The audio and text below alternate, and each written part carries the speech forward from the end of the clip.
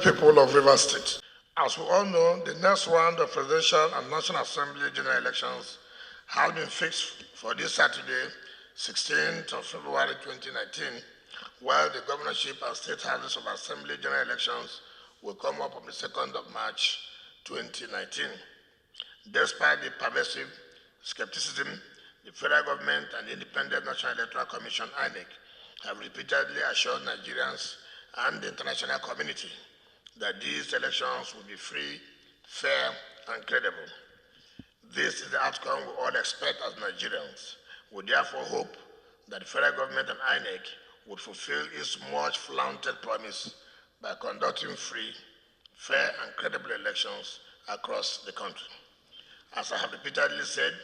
the coming general elections are fundamental to us as a state and as a people. They are about our progress and our future.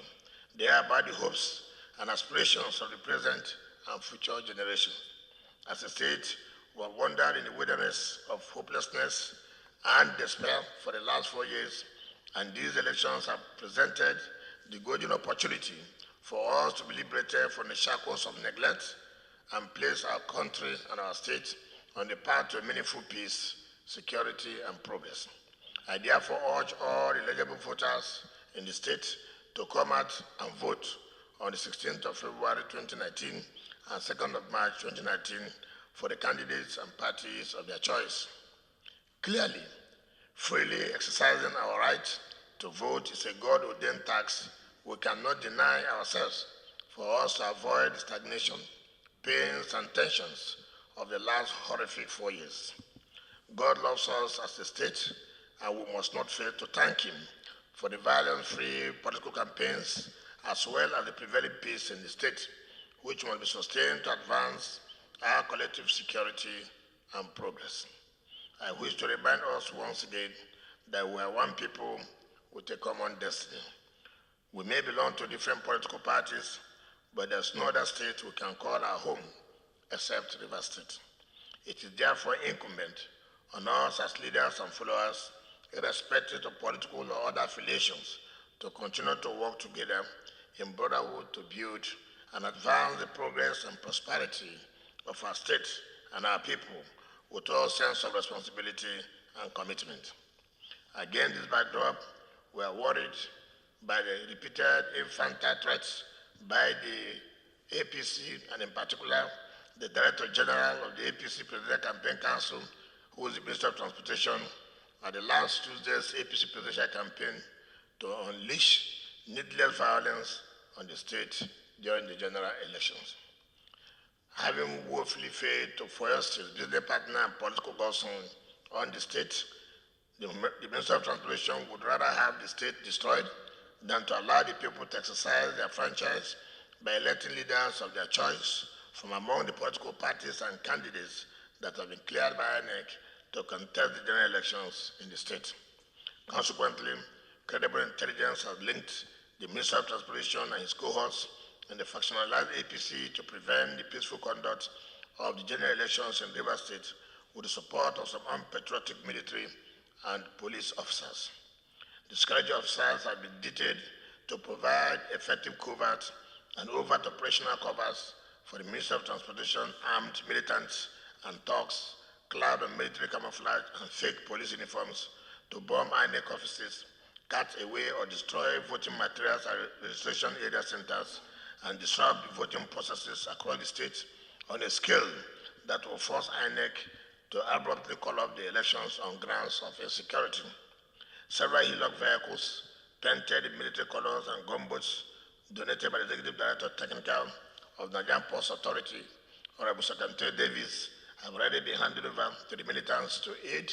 and enable them carry out the ferocious attacks on the state and inflict the most devastating havoc on lives and property across the state. While we sympathize with the Minister of Transportation over his frustrations and loss of political relevance in the state, his present political travails, painful as they are, do not justify his criminal conspiracy with security agencies and misguided militants to unleash terror and violence on a peaceful state he once badly administered. It should be noted that crisis within the APC over their largely mismanaged primaries was not limited to River State. They have crises in Abia, Cross River, Enugu, Imo, Ogun, and Zamfara states, amongst others. Yet, as sane human beings, the federal governors or protagonists in these conflicts have not taken to arms or threatened to destroy lives and property or destabilize their states, as the Minister of Transportation has plotted to inflict on River State and her people. Unlike the Minister of Transportation,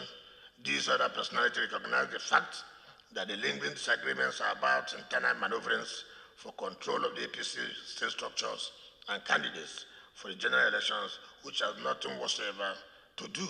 with the generality of the state and our people. It is therefore most unfortunate that instead of using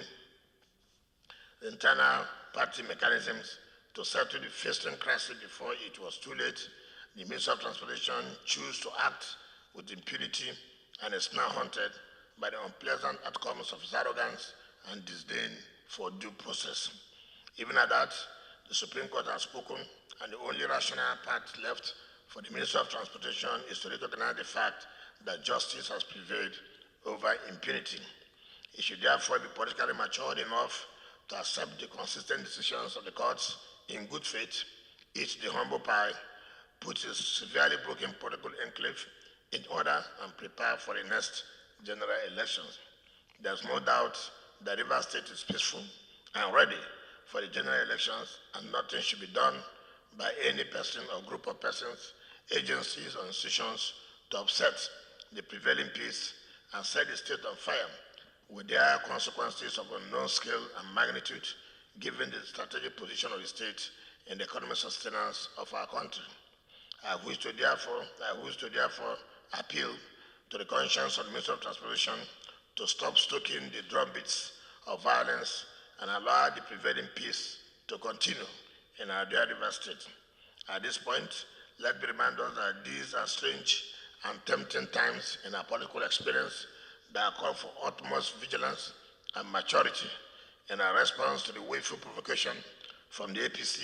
and the security agencies, who are clearly working together on a well-choreographed script to destabilize the state and prevent the general elections from holding in the state. The only way we can avoid playing to their hands is to remain peaceful and go about with our lawful activities, even in the midst of extreme provocation, and refrain from returning violence for violence. May I call on the international community, particularly the United Nations, the European Union, ECOWAS, as well as the governments of the United States of America, United Kingdom, and France, to hold the Minister of Transportation, his cohorts, factional APC, and the compromised security officers responsible for any electoral or related violence in River State during and after the general elections. Furthermore, as we get set for general elections, we cannot stop seeking God's intervention in the face of the obvious threat to our collective peace and security in the state. Accordingly, I hereby declare Friday, 15 February 2019 as public holiday for every Rivers person to fast and pray for God's intervention in ensuring that the general elections are peacefully conducted in Rivers State. I cannot end this speech without conveying my heartfelt condolences to the families of the 15 persons who lost their lives from the stampede at last Tuesday's APC presidential campaign rally at the Mesmaker Stadium, Port Harcourt. To lose 15 innocent and lively persons are deeply distressful, not only to the immediate families, but also to their communities and the entire state. These are active and productive people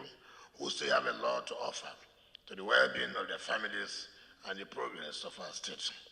This situation calls for sober reflection and penitence, especially on the part of the APC, with present negligence in crowd control and at the facility, was directly responsible for the tragic and irreversible loss of these innocent souls to the cold hands of death. However, it is rather unfortunate that in the midst of this avoidable tragedy that they brought to the state and the families of the deceased, the Minister of Transportation and the APC are still threatening to unleash further violence and destruction on River State and her people. What a pity. We will all miss them as we join their loved ones to say goodbye and pray for the peaceful repose of their souls in heaven and the fortitude for the immediate families to bear